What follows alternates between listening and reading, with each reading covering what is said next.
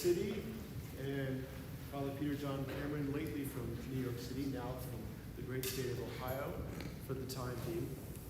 So let's open with a prayer, asking the intercession of Our Lady and of St. Kathryn.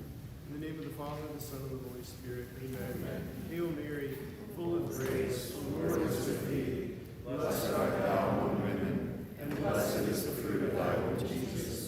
Holy Mary, Mother of God, pray for us sinners, now and at the hour of our death. Amen. St. Kathryn, pray for us. And welcome, Kathryn and Father John. Thank you, Father.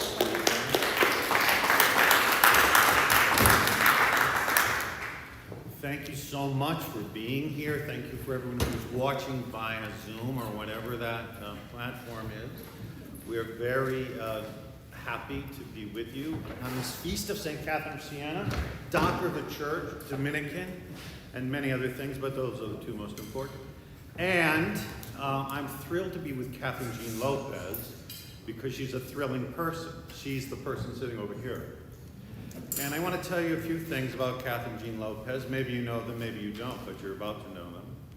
So Kathryn Jean Lopez is a senior fellow at the National Review Institute, where she directs the Center for Religion, Culture, and Civil Society. And she's also the editor-at-large of National Review magazine. And we've done a few things during Zoom, during our Zoom times, yes. During the pandemic. And nobody got hurt, so we thought we'd try it in person. So we're going to try it in person. She is also the author of this awesome book, A Year with Mystics, which is over there, and with Frank tells us is a better price than you can get it on Amazon. So I recommend it to you. Beautiful passages from some of the greatest spiritual geniuses of the Catholic Church to help guide you in your relationship with the Lord and to deepen your prayer. And also, Kathryn, wait a minute, she just went away, is a columnist for our Sunday Visitors News Weekly. And so that comes, you do a little, is it like a blog or? No, it's a fortnightly column every other week. It's a fortnightly column. And somebody here said that she was a fan of that. At least one of you. That's why she came. And also, she has a feature on the Catholic channel on Sirius XM Radio, channel 129, called Caught My Eye. And that's her daily. Kathryn speaks to the world daily. She also has a very astonishing distinction. So when Cardinal Timothy Dolan was looking for somebody to head up the Pro-Life Commission in New York, and of course there are many, many worthy people to do that. There are the Sisters of Life and many real heroes of the pro-life cause in the Archdiocese of New York. When push came to shove, he decided the person that he really needed to do that was Kathryn Jean Lopez. So she is the chair of Cardinal Dolan's Pro-Life Commission in New York. Kathryn Jean Lopez is also a dear friend of mine. And we hang out every now and then and do this and that. So it's a great joy just to be in her presence because the pandemic has not really made that possible. She's a native New Yorker, and recently she moved back to New York. She lives in a place called the Sheen Center. The Sheen Center is a center for art and culture that was created by Cardinal Dolan, which is a place when there's not a pandemic raging where you can see plays and photo exhibits and go to lectures and hear concerts and attend classes and things like that. So now it's shut down, but Kathryn Jean Lopez lives there. There's a chapel there with the Blessed Sacrament reserved, thanks to Kathryn's efforts, really. And it is also the home of several focus missionaries who work at New York University with our brothers there, and also at Columbia University. And Kathryn is sort of the spiritual mom of those young people who come from all over to be witnesses and apostles to other young people. But this is the thing that I find so wonderful. We're going to hear a presentation about Kathryn of Siena by Kathryn of Sheen Center. So, ladies and gentlemen, Kathryn Jean Lopez.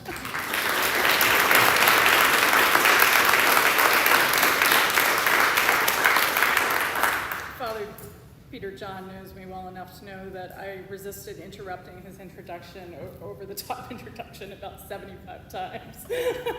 But I gave you the stage. I just want to say thank you to you all for being here and everyone watching, and to St. Patrick's Church. And I joke sometimes when we do these things that you're basically listening in on a conversation we would have anyway in a diner or something, you know. And so it's good to have these conversations with more people. I love Kathryn of Siena, probably for obvious reasons, but she is such an example of someone who was an authentic Christian. I read some of her work and I realize I got a lot of work to do. And I do think, you know, one of the reasons that I was so delighted to be able to put together this book, which took, someone just asked me many, many years, because I was doing other things at the same time. It was just such a blessing to be able to spend so much time with these great holy people who really, and what I find most important about this, you know, someone like Kathryn of Siena was a contemplative, but who was active in the world. She was serving during a pandemic. She's a real person who spent intense amounts of time with God and got to know all three persons of the Trinity and Mary, and we're called to do this too. One of the reasons I thought A Year with the Mystics was a great project to work on is because a couple of years ago, a friend of mine, Gary Jansen, wrote a book on, and it was an Ignatian approach to the Stations of the Cross. And Jennifer Fulwiler, who some of you will know from radio and writing, wrote the intro, and she said something like, the first time I met Gary Jansen, I realized he's a mystic. And I gave a copy of this book to my mother, and she starts reading it, and she says, you said this guy who wrote the book is a friend of yours, but he's a mystic. I thought, the Catechism of the Catholic Church says that mysticism is the journey of our lives, you know, our journey to God and to union with God. And so it can't be an exotic foreign thing where you get spooky music in the background and somebody says mystic, you know. And one of the wonderful things, and I'm sorry, we'll go back to St. Catherine in a second, is, you know, John Paul II's in here, Mother Teresa's in here, Mother Cabrini is in here. Most people think of her as a doer, right? Patron saint of the immigrants. But how was she able to do that? Because she had this beautiful relationship with God. And Elizabeth Ann Seton, I know you have a relic of her in the church. Another example of someone people think of as a doer. She's only able to love people the way that she is because of her life in prayer. And thank you for the people who have bought the book tonight. It's the cheapest you'll get it anywhere, to my knowledge, tonight. And the first entry, I think this is the first entry from the dialogue, Kathryn's dialogue. God the Father says to her, I ask you to love me with the same love with which I love you. But for me, you cannot do this, for I have loved you without being loved. So you cannot give me the kind of love I ask of you. This is why I have put you among your neighbors, so that you can do for them what you cannot do for me, that is, love them without any concern for thanks and without looking for any profit for yourself. And whatever you do for them, I will consider it done for me. That's what our lives are supposed to be about. And yet, you know, we look around in the world today, and instead of being humbled by the last year of the, you know, universal vulnerability we've experienced, there's so much anger and, you know, people doubling down on certainty about everything. I don't know. All I know from the last year is I'm a sinner who needs confession, or I can't function. I needs to be in the present for Mass. I remember saying, you've heard me say this before, Father, but if you told me last year that I could not receive communion, but I could be present for Mass, I'd be there every single day, because there's nothing like that in the world. And that's, I mean, I think Jesus Christ sums up Kathryn of Siena. He's who she lived for, and I think she gives us an opportunity, and especially because she, the depictions of her, I think, give people the misunderstanding that she was a sister, a religious sister. She wasn't. She was a third order Dominican. She was a lay person. So she's a model for the laity, and so I think she's just such a powerful woman of the church to be, and doctor, as you pointed out, to be focused on. So thank you all for coming, and oh no, with this.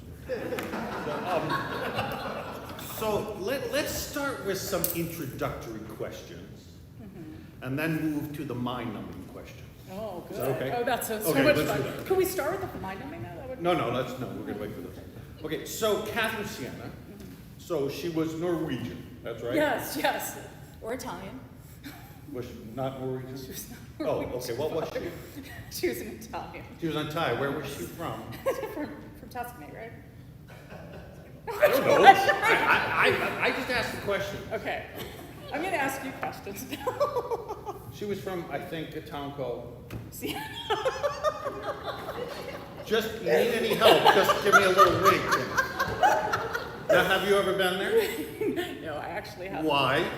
Because... What are you doing next week? Okay, the country is closed. I'm pretty sure. No, it's opening up, it's opening All up. right, Yeah. all right, book the flights. Do you know anything about Siena/Norway of Kathryn's time? What did you talk about? Well, I mean, no, Because he let's clearly has something in No, mind. I don't. I want to kind of situate her sociologically. So she was from a very small family, right? She had a number of brothers and sisters. Oh, what does a number mean? 11? No, she had 25 25. brothers and sisters. 76. She was like 24th or 25. She was, Yeah. that's right.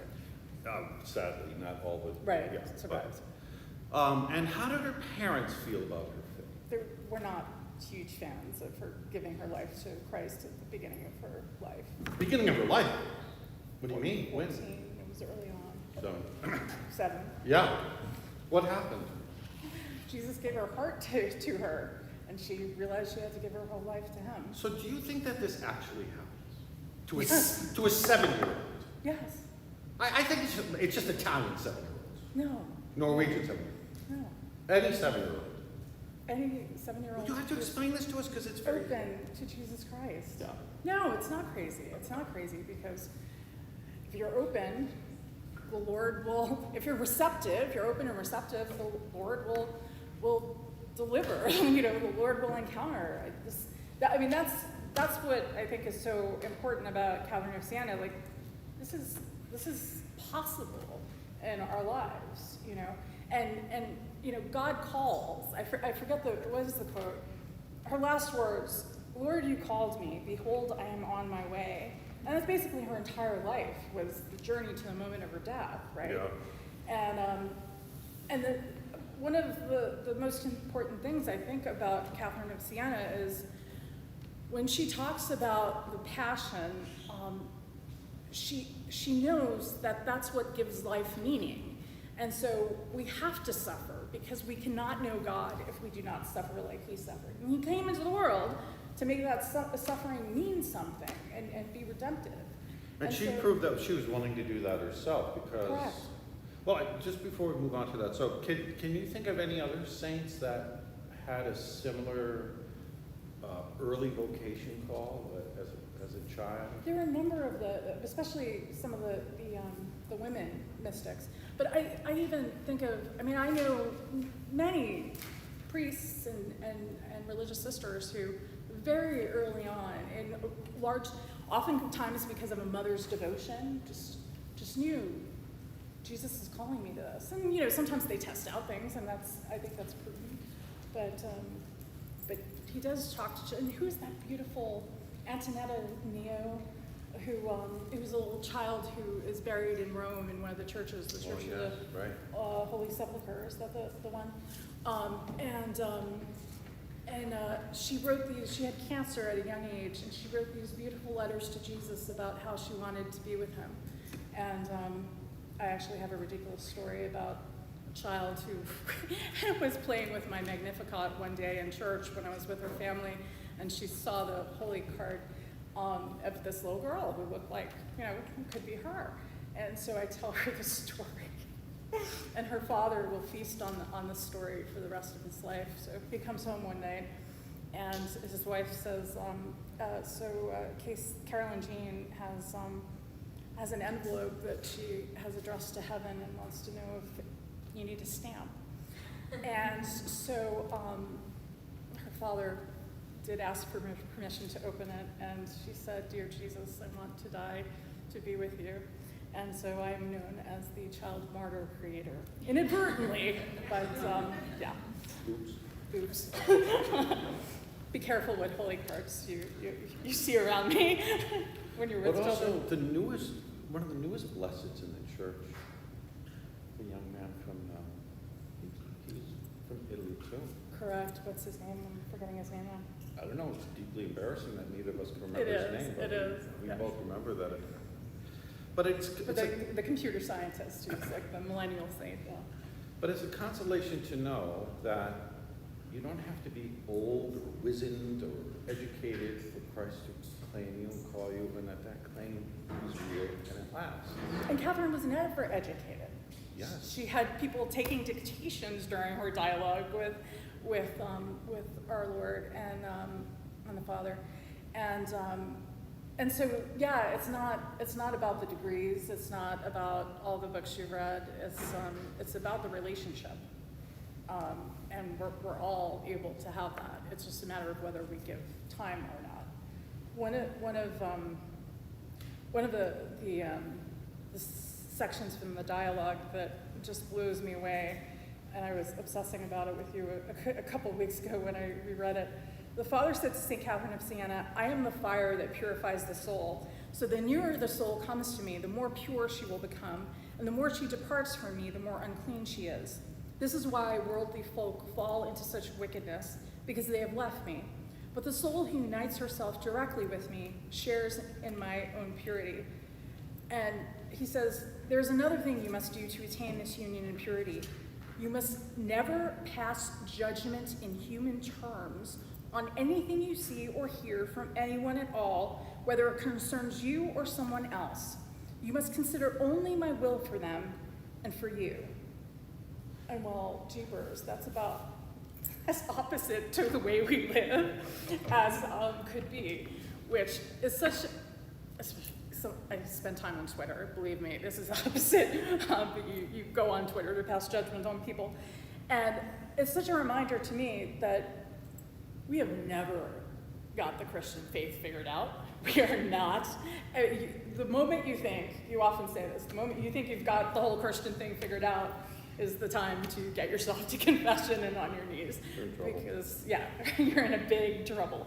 And that's something, the dialogue, as you pointed out to me earlier today, was at the end of her life, you know. And so she's reflecting on these things at the very end of her life, when presumably St. Catherine of Siena, doctor of the church, had things figured out. She still didn't. So she's 7 years old. She doesn't give up this longing to live for Jesus. The parents are opposed to it. And then when she's around 14 or 15, she does this radical thing to prove to her, especially her mother, that she was meant for Jesus. She was not going to get married, because that's around the time. That's when everybody wanted her to. Do you remember what that thing was that she Go did? ahead. That she cut off all of her hair. Which again is something that other saints like Saint Rose of Lima, another Dominican saint, did, Yes, so that marriage would not be an option. yes. And then what was the outcome of that? I don't think the parents were too happy. And she got locked into a cell of the house. And she was basically treated like a servant. Right. And she had to share a cell with her brother. Mm-hmm. So during the day when he was working, I guess, I don't know how it worked, but she would sleep when he was, she would pray when he was sleeping. And, Right. yeah. And then after a while, I think it was the father who began to see that she was very sincere about this. But I guess the point is that this vocation that Christ gave her, I mean, it's like St. Paul. From the moment that that Jesus calls Paul, he says to Ananias, don't worry, I'm going to let him know how much he's going to have to suffer for me. Right, right. And that was really a big part of her life because she's a doctor of the church. And how many women doctors are there now? There's Hildegard, Teresa of Avila, Teresa of Lisieux. Sure. So she was the second. Right, Yeah. right. And so it was a very unusual and rare occurrence to have a woman named a doctor of the church, but especially someone who was not educated, as you said. I mean, she couldn't even read. Right. And yet managed to write all of these letters and educate people. The community of people wound up ultimately gathering around her and traveling with her. And Talk wanted about to that. So who emulate was her. this community of people? I'm so bad at Italian. Will you pronounce it for me? Well, they were, like, as you said, they were third order Dominicans, Right, basically. right. Montellati, they were Montellati. called, yeah. And so they would pray and they would serve and they would travel and famously one of my pet peeves about St. Kathryn of Siena is that when the McCarrick report and things came out a couple of years ago, people would say we need a new Kathryn of Siena, but the new Kathryn of Siena wouldn't be like yelling the loudest on Twitter or Facebook or with protest signs or whatever. And the new Kathryn of Siena would be weeping in prayer for our church. And yes, she did advise popes and tell them what needed to be done, but she did it in the spirit of humility. And what I love about her and her letters are the encouragement that she gives people, right? And she's writing to them in the precious blood of Jesus because this means something. He shed his blood for us, and this changes our lives, right? And she's always talking about blazing charity and holy boldness, and this is not the way we talk to one another. And it ought to be, because the only thing that matters, right, is the Christian life. And she knew that, and she lived out of that, and she helped encourage other people too. And one of my fears, as we've talked about before, is that, after this year of suffering again, is all of our trust in a vaccine and a security against COVID-19? I had 2 friends this year who died of something else. Once COVID-19 isn't the issue, there are lots of other, vulnerabilities that we have and other, evils that we could fall victim to. And so, she's always talking about engrafting yourself on the cross. This is her understanding of the cross as what love is what motivated her and helped her to persevere even when there was persecution, and suffering. And one of the things that she often talked about, I don't know if I can find this here, but the suffering that the church experiences, this will all be greater. Our consolations will all be greater if we enter into this. One of the things that's really a big deal for Kathryn is a proper understanding of freedom, right? Most of us think of freedom as, or our culture thinks of freedom as individual autonomy, but freedom for Kathryn is to be able to receive your life as a gift and give it back to God, And so obedience is just so important. There's so many beautiful quotations about obedience, about she hates slavish fear, and there's so many different ways that we live our lives in slavish fear. But why?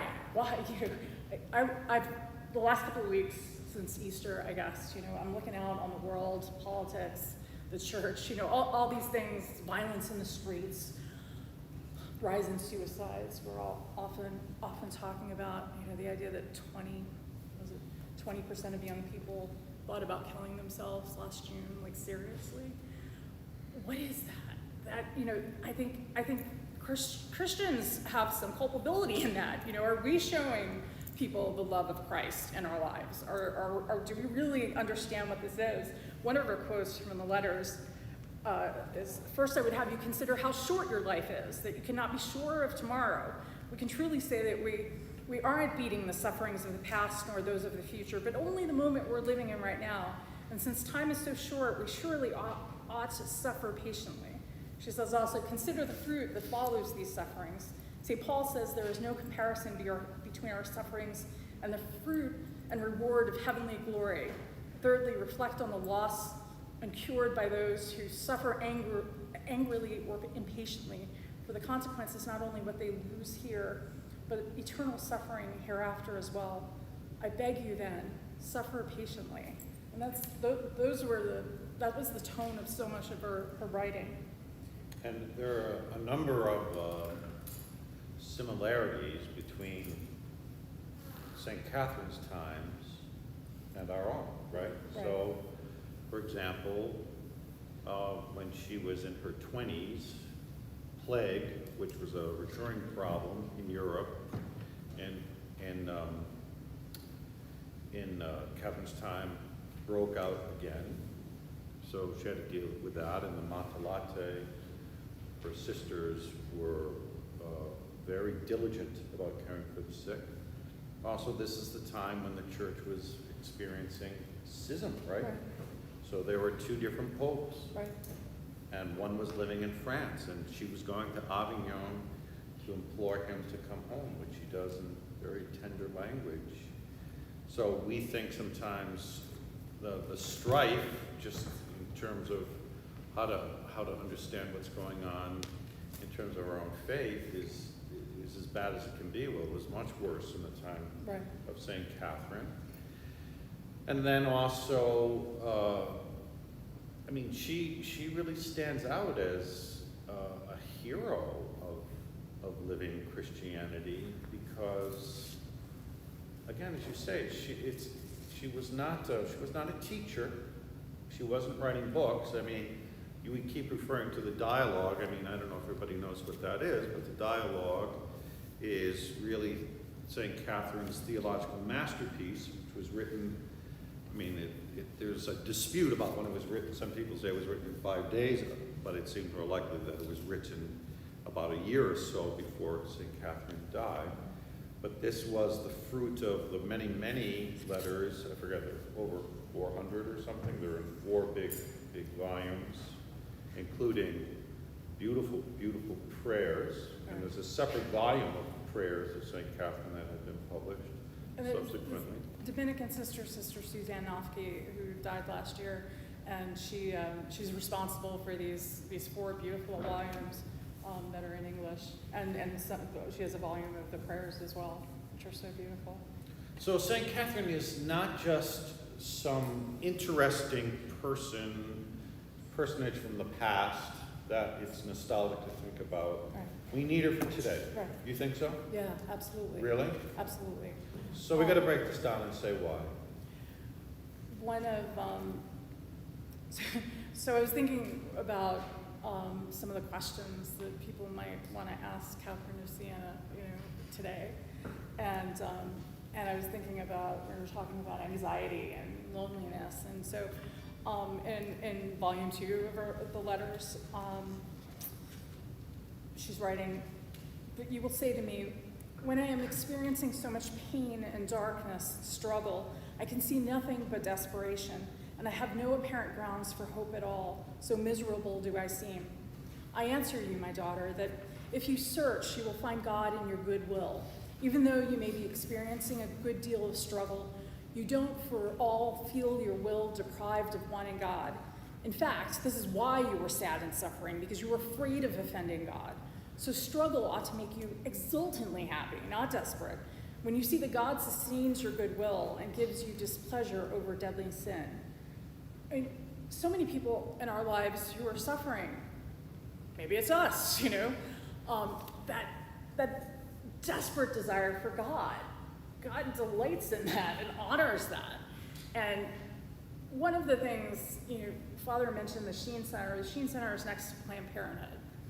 And so when you're out there praying or trying to counsel, you just have such a sense of the goodness of these girls, and they're girls. They're largely black 17-year-old girls who I see going in there.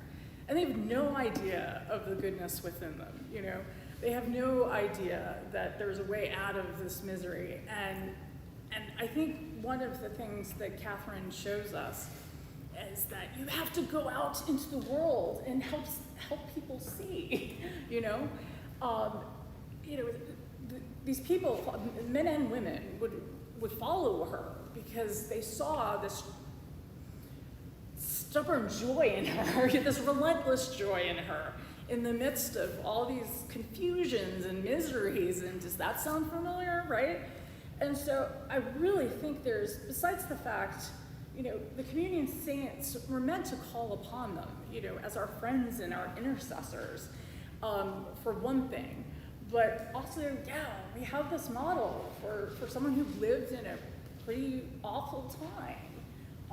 You can love God in that, and you can be his instrument in that. And I think one of the key points about it, I mean, you read her letters, and there's just such humility in it. She's not going around saying, you know, because I am this great teacher, as you pointed out, you know, she wasn't, but yet people felt they were her students, her disciples, because they saw that she understood something about Christianity that they didn't necessarily, or that they wanted. And so she's absolutely a saint for our times, a time that doesn't understand what suffering is. It doesn't understand what love is, you know. She, you know, the time she spent in prayer with God just showed her so much about the fullness of the human experience when it's really lived as God meant for us to live it. Can I ask you a question? I know you're going to say no now. Go ahead. What is your favorite thing about Kathryn? Well, I knew you were going to ask me that question. So I have, I think, 4 things. Which one do you want? I want all of them. Well, I think the main thing about St. Kathryn is St. Kathryn's conviction about human desire. You know what I mean? Yeah. Because I don't think I have ever met a person like St. Catherine of Siena, except maybe once. So maybe you're old enough to remember, or you're old enough to remember, but maybe it's still in your memory that on December 14th in 2012, there was the Sandy Hook school shooting in Newtown, Connecticut. And the ground zero for that horrific massacre was the local Catholic church, which is named after the Dominican St. Rose of Lima. And as it turned out, I was the Sunday helper priest at that parish and had been for 3 years. So I was there the day of the shooting, and I was there for the mass with the bishop, and then I was there, obviously, subsequently. And as you may remember, 20 young children were brutally murdered, and as well as 6 educators, plus the shooter and his mother. He murdered his mother first. So a month after this happened, the children had to return to school. And it was a very traumatic event because these little kids, they were 6 and 7 years old, were going back to school to discover that their classmates were dead, that their teachers were dead. And also, some of the families were suffering from what is called survivor's guilt. You know, why was my child spared? So there was great upheaval and upset still among the parents, etc. So the pastor, who was really a very, very attuned and tenderhearted man, realized that what he needed to do for the parish was to have some sort of a program so the parents could come together and they could get some help before sending their kids back to school. So he asked me if I would moderate one of those sessions. I said, of course I will. Well, in St. Rose, of the 20 little children that were killed, 8 of them were parishioners, and the 8 funerals were held there at St. Rose. And these 8 mothers became very fast friends. And St. Rose of Lima was a very profound community of faith before this event. It was not like they needed this terrible thing to happen to bring them together. They were already very united. But these 8 women began to share this incredible bond. The kind of bond that's only possible through suffering, which is what St. Kathryn of Siena teaches us. And so when the director of religious education, who was very close to these 8 mothers, let one of the moms know that they were going to have this event, and this is Jennifer Hubbard, who was the mother of Catherine Violet Hubbard, the 6-year-old redheaded little girl who was slaughtered at the school. Jennifer Hubbard said to the DRE, well, if you're having that event, then I want to be there. And I want to speak to these parents. And she came. And there were probably 100 parents in the church, and Jennifer Hubbard got into the pulpit and began to talk to them about how Kathryn was a gift to her husband and herself, that she was meant to be on the earth for 6 years, but she still had a mission, and that we have a mission, and that there has to be a new normal, and that we have to let this form our faith. And I was agog listening to this woman, because I couldn't fathom how it was possible for her to say anything. But she was eloquent, she was joyful, she was certain, and she changed the lives of those people. And I said to her afterwards, Jennifer, I don't understand this. I don't get this, how you can do this. I said, you're like Kathryn of Siena. And she said, well, who is that? I said, well, you need to meet her because you really know her. So I sent her Sigrid Undset's biography of Kathryn of Siena, which she read and loved. And then subsequently, as you know, if you're Magnificat readers, and if you're not, please leave, she would write regularly for Magnificat, but from that pain. So, yes, we need new Kathryns of Siena, but what I find so compelling about her is that she has such trust, no matter how much the world is falling apart, no matter how much trouble the church is in, no matter how sick somebody might be, no matter how persecuted we might be, as she was by her own parents, she knew that this desire to live for Jesus Christ was the truest thing about her life, and that she had, and when you talk about obedience, she had to obey it. So that, for example, in the dialogue, God the Father actually interacts with Kathryn, and that's the dialogue. It's between Kathryn and God, which is kind of freaky, but it happened, and some of the most powerful spiritual passages that we have about the gospel can be found within these pages. But at one point, God says to Kathryn, so your desire is an infinite thing. And I just want to stop for a second to say, sometimes because of bad spiritualities in the church, like Jansenism, we become very suspicious of desire. We don't trust desire. We think that our job is to expunge desire. That I'm going to be a saint if I live like some pietistic robot. And this is not Christianity. That our desires, St. Thomas Aquinas says, every desire, even the desires that might lead to sin, have something good in them, precisely because they're meant to provoke us to find the one who put that desire in us in the first place. So God the Father says, your desire is an infinite thing. Were it not, could I be served by any finite thing, no virtue would have value or life. For I, who am infinite God, want you to serve me with what is infinite. And what is infinite in our life? And don't say our waistline. Apart from that, the only thing that's infinite in our life is our desire. Like, how much happiness do you want? If it could be your birthday every day, but you don't get older every day, how many days would you want it to be your birthday? Every day. You know, if we brought in a cheesecake right now and it looked really delicious, how much would you want? I would want the whole thing. I shouldn't want the whole thing, but I would want the whole thing. But so our desires are boundless. There's no limit to them, and that's by divine plan and design, precisely because then we see, no matter how lost I am or atheistic, no matter how much I espouse being a pagan, I know there's something truly infinite in me, and it's this desire. And so this is the starting point for Kathryn. If we can engage that as she engaged it as a child and didn't let anything get in the way, then it leads us to him.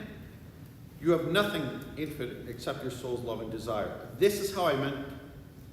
There are infinite varieties of tears, and this is the truth, because of the infinite desire that is fused with the tears. Well, I was talking about something else at that moment. So her certainty about desire, and I think that this is one of the ways to get to young people, because nobody talks to them about what they really want in their hearts. You know what I mean? I mean, I think I know you have to deal with this all the time because of your job, but I think social media can be an enemy to human desire. I mean, is that your experience? Yeah, and also encourage the worst impulses in people too. And so much of what people see of the church, and yeah, I know, there's media bias and all these things, but are we trying hard enough? You talk about young people, are we trying hard enough to reach them in the ways that they communicate now? I've talked to priests who would say that they can't lecture to seminarians anymore because they want the Bishop Barron YouTube explanation. It's just they think differently, and so how can we reach them? Yeah, and how can we reach these these poor souls who have no concept of the riches of the Catholic Church and how much is there that can help them. I thought when the Me Too movement was starting to blow up, I thought, Humanae Vitae, theology. Can we embrace these women with what the Church really teaches about the human person and women and there's the beautiful message at the end of the Second Vatican Council, which Pope Benedict reissued to all the women of the world, and it talks about how we need women impregnated with the spirit of the gospel to keep mankind from not falling, and really talks about how we need the tenderness of women, and she certainly exemplifies what we're talking about. Pope Francis is always talking about the Church's mother, and so we need women, to help in that. In that ministry, and all these people who are contemplating suicide and feeling so lost and alone. I mean, how are we looking at them with the gaze of love? Pope Benedict talked about in one of his encyclicals, right? I think there's a very graphic image of Kathryn of Siena. Serving one woman, and I won't necessarily share it, but this woman who is suffering so, Kathryn didn't see the ugliness. She saw Christ.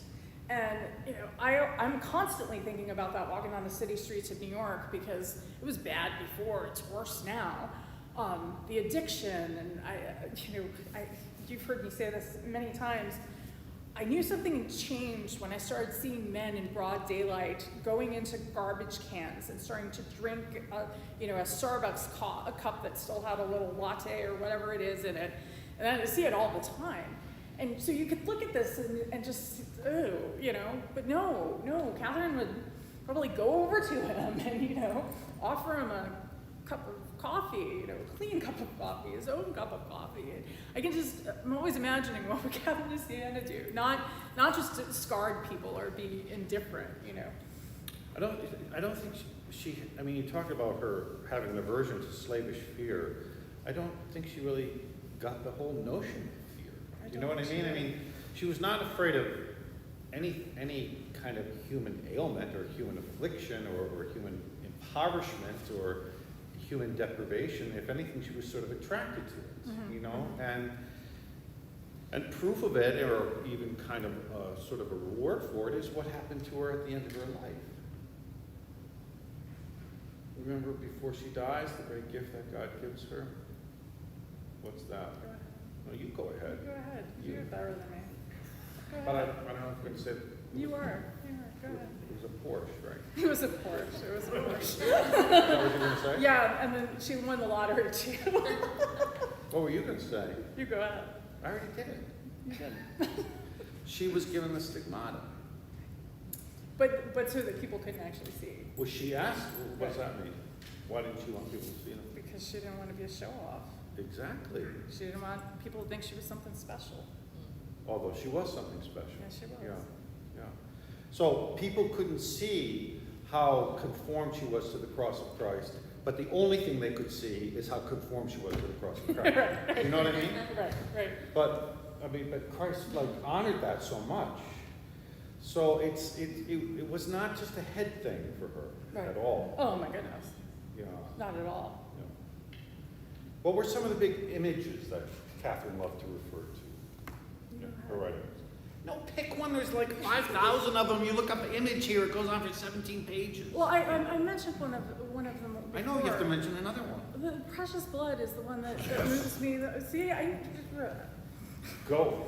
when you have something on your mind, you should say it. I didn't know you were going to say that. I thought you were going to say the bridge. Oh, go ahead. No, I don't know about the bridge. I know about the precious blood. You go ahead, do it. He shed his blood for us, and this just changes everything. You know, this elevates our lives, and this lets us, bask in His mercy, be washed in His mercy. I said something crazy to you this morning because it was raining so much, and like, this is Kathryn of Siena shedding tears for us. And probably asking Jesus to shed His blood on us to purify us. This is the way she talked and thought. But it's interesting that it's because blood is a pretty, I don't know what word you want to use. It's graphic, right? And some people shut down because That's too gory. it's too gory. Mm-hmm. But she does not shy away from it at all. No. In She's fact, she's attracted to it. she's attracted to it, and that's what I mean about not being afraid. It's like, Right. I don't just want to speak about the passion of Christ in some abstract or poetic way. We want to get right to the nitty-gritty of the blood. Because it's true, right? And it's not just that it attracts her, it draws her in, right? Because she's human and she's weak and she's fully aware of her poverty.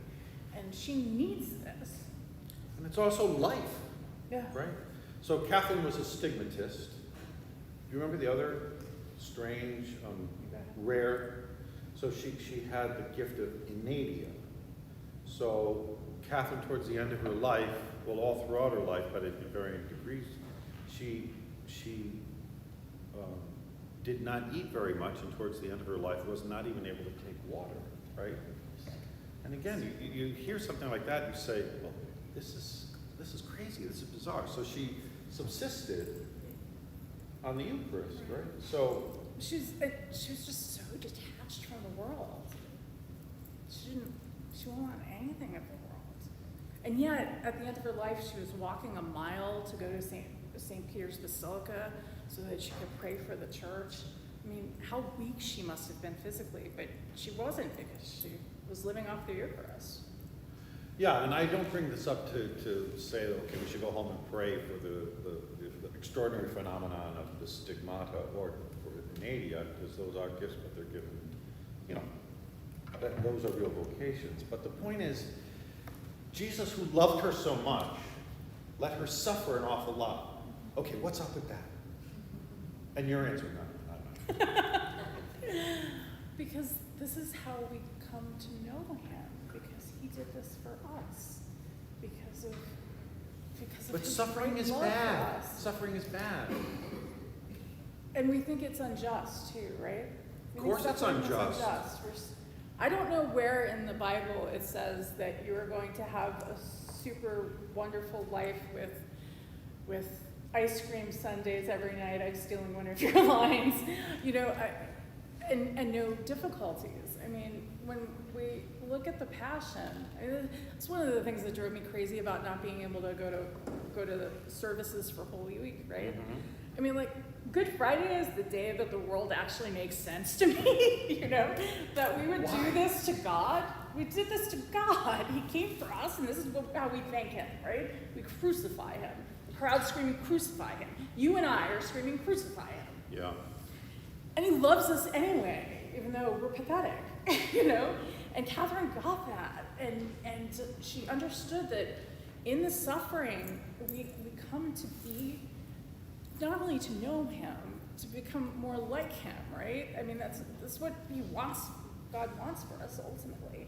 But we can't do it by just like sitting in the pew and looking at the pretty windows at St. Patrick's, Or even going to daily mass every day, which is a beautiful thing, and I hated life when I couldn't do it, But there's so much more, and the suffering is so key, and it's so key for Kathryn. Okay, so can I ask you a very simple question? What, like, where was Kathryn from? Finland. Why is the pandemic happening? Oh, that's a very simple question, isn't it? And all the other things, the civil strife in the country, the anarchy, the divisiveness about how to deal with things. We've had at least 3 popes talk about our practical atheism. Uh-huh. And I think God allows this because we aren't who we were supposed to be. And that's not punishment. It's actually a gift, I think. And that's not to dismiss, the people who died and the people who didn't get to be with them. And it's been an agony. But in that agony, are we going to choose God, or are we going to, now rejoice in our false securities? Oh, we can go places now. Oh, isn't that wonderful? But what did we actually learn? And that's the point, because people who have never had to think about suffering before because they were comfortable, or I'm not even saying they were wealthy or withdrawn from the world, but just suddenly everything became sort of cataclysmic, because I'm by myself, I have to isolate, I could catch this deadly disease just from anything, I have to do all these measures, etc. And so suffering became palpable, Right. It almost became like another person in my life. Do you know what I mean? Right. And it was a learning. And I have to, I can't be in front of this thing without trying to make sense of it. Right. And so the options are either, yes, it is a punishment, which means life is pretty depressing, and what's the point even of surviving this? Right. Or there's something more to suffering that I never would have even imagined or been willing to think about if I didn't have to undergo it. Right. And even the not being able to go to Mass for someone who really longs for the Eucharist, right? Isn't there a lesson in there about the indwelling presence of the Trinity? There's so much that I think God wants us to see in this time, and but I worry we don't see it. And one of the things that drove me crazy too is that the liquor stores were open, but the churches weren't, right? Yeah. At precisely the time that people needed God and needed his mercy and needed to understand and needed to be in the presence of the Blessed Sacrament, we give people ways to escape, but are we really realizing what we need the most, what's most essential, And I think that's part of what I would imagine Kathryn of Siena would be doing right now, inviting people, going out to people, and it's like Pope Francis talking about going out to the peripheries, right? Can we show people that we're not judging? We want them to know God. One of the things that drives me crazy outside of Planned Parenthood is, picture New York City, Lower Manhattan. This is not exactly, a very friendly, company for pro-life message. And so many people say, stop judging me. As you're saying, pray for us sinners now, that's how people see us. And so we have to be creative in showing them what we really are trying to communicate, which is God's love for everyone. But I think this is where St. Kathryn is really a doctor. You know, Right. she's not Yes. just a doctor, That's so true. but she's a specialist. Do you know what I'm saying? Yes. Like you have to talk to your primary care doctor, physician, before you can go to St. Catherine. Right. Because I think she's the one who says, you're suffering? Okay, good. Now, you can't avoid it anymore. Right. Okay, so how are you going to make sense of this? Is it a bad thing? Does this mean you're a bad person? Right. Or does your suffering have value? Right. You know? And is it possible to suffer well? Right. And because as this woman is standing in front of you, you realize, again, she's not just some sort of brain or something. There's something different about her. There's something different about her humanity. And when you die, you realize, yeah, because you're pierced the same way Jesus Christ crucified is pierced. So no wonder you speak this way, the way you do, but it's like, okay, don't waste your suffering. Right. You know, it's terrible. It hurts. It breaks us. It wounds us. It gives us pain. But all of that is given to us for a reason. And as a guy, it's redemptive.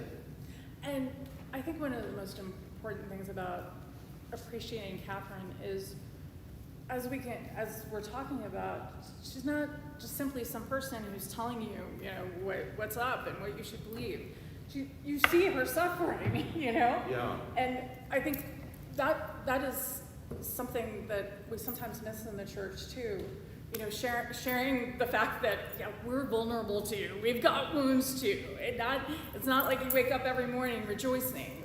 I want to rejoice every morning, but sometimes it's really hard, And to be honest about that, But if we didn't have people in our life who was willing to stand with us like she was with that leper and say, okay, no, you don't disgust me. I'm drawn to you Right. because you suffer. Right. And I want you to be drawn to the mystery that is setting your life free. I mean, this is the reason why St. Margaret of Costello is such a great saint. And I wish we could bring the two in the room and let them duke it out, because, who's going to be the holier? I don't know, but I want to see that happen. You know what I'm saying? And I just want to be around them. Yes. And one of the things about Kathryn with that leper again, just one of the things, I hate the phrase, I know there are prudent reasons, I'm not questioning, but the phrase social distancing. Sometimes you just need a human touch, And Kathryn did that.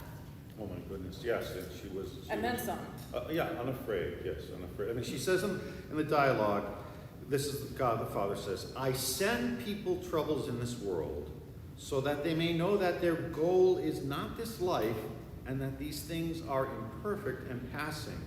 I am their goal, and I want them to want me. And in this spirit, they should accept such things. And this, I think, is the genius of St. Catherine. She never reduced Jesus to an abstraction. Mm-hmm. He was palpable, he was visceral. Remember what he says about, St. Catherine says about the wounds of Jesus Christ crucified? He says that they're a place of refuge. Right. That we should actually dwell in them. I don't know, when you meet somebody like that, you say, okay, the world is a rough place, but this person has things figured out to a degree that nobody else can come close to it, because obviously the only options are she's out of her mind or she's met God. Right? And when you think about it, somebody who's met God, who truly knows God, who's really truly encountered God, is going to be a little crazy, because when you think about it, I hope so. The Christian story is crazy, right? Absolutely. And so, yeah, it's gonna make you a little crazy in the most awesome kind of way, But she's like the most contemporary person at that we need right now for this moment in time.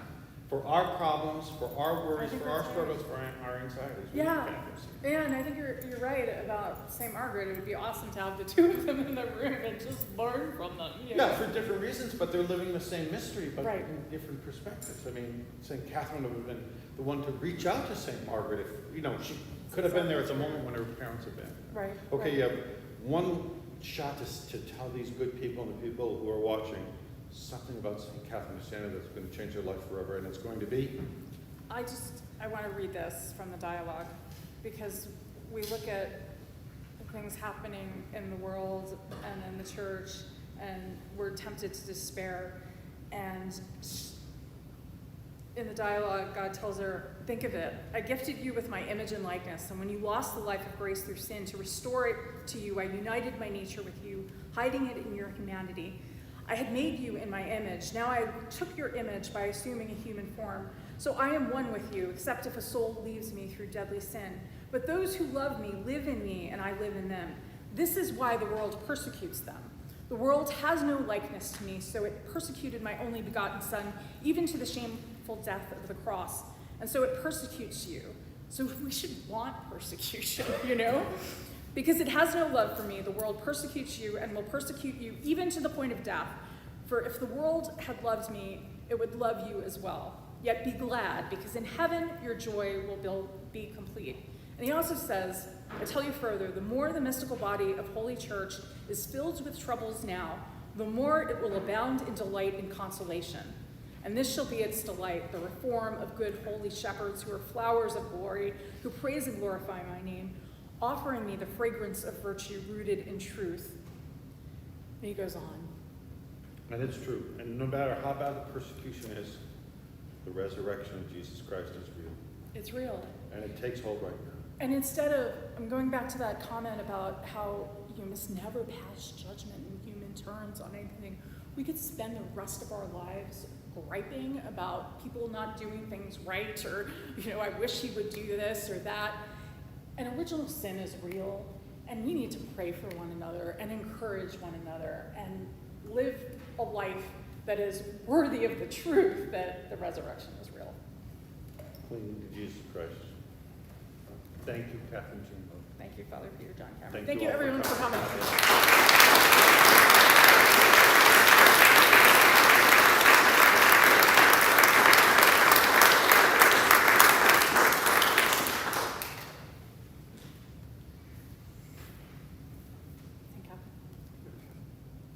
You have a prettier book, though. Sorry. Yeah.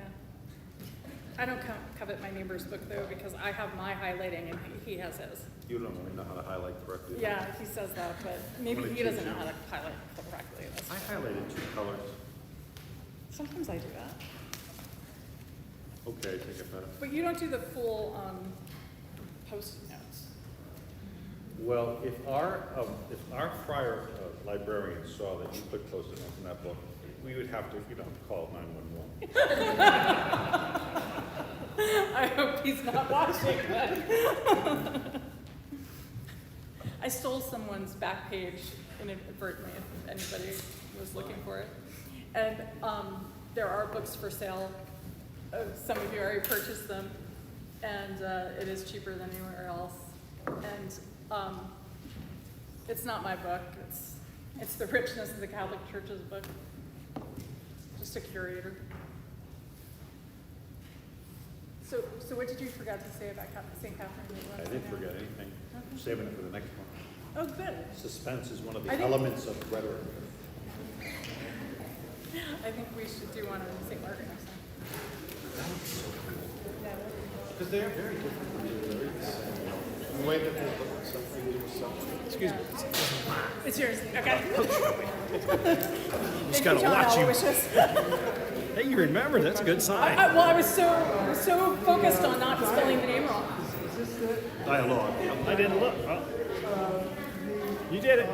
It's a given. You're right. Establishes when she's quoting the words of Jesus and God,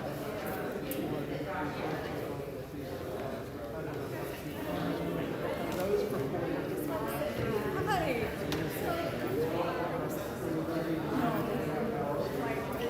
No, it's private revelation. My eternal brother. So we should take a look at Yeah. But you don't have to believe it. it. Has it here. Well, she's a doctor of the church because of this book. Yeah, not her letter.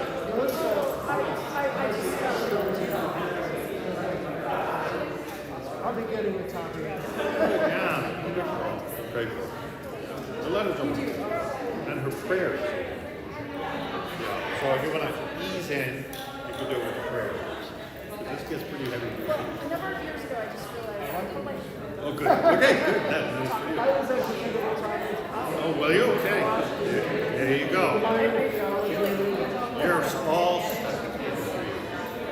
And you only have one church. I went to school there and I taught there. I graduated in 80.